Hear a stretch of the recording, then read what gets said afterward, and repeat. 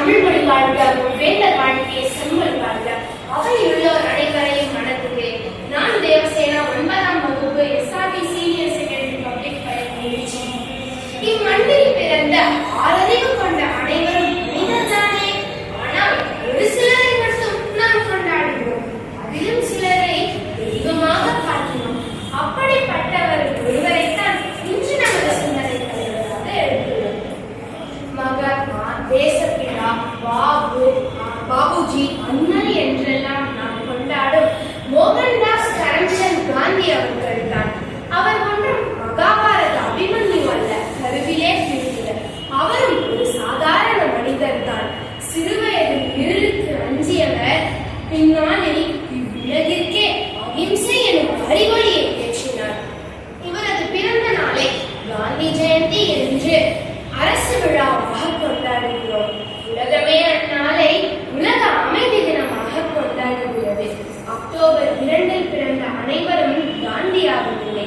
நேர்மையும் எளிமையும் தர்மமும் அமைதியையும் கடைபிடிப்பவரையே காந்தியவாதி என்கிறோம். ஈன்ற பொழுதின் துவக்கும் தன் மகனை சான்றோன் என கேட்ட தாய் என்ற பெருமையை அடைந்தவர் இவரது தாய் புத்திரிபாய். மகன் தந்தை காற்றும் உதவி இவன் தந்தை எண்ணோற்றான் கொல்லனும் சொல் என்ற குரலுக்கேற்ப தனது தந்தை புத்தஞ்செல்வாருக்கு புகழச் சேர்த்தார்.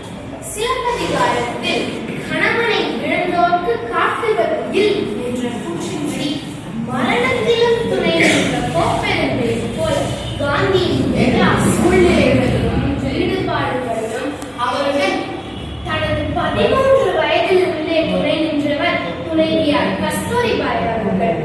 4 குழந்தைகளை ஈன்றவர். சிறுவயதில் தனது தந்தையிடம் திருடி மாட்டிக்கொண்டவர் தான் நாம் இன்று கொண்டாடும் அண்ணல் காந்தி.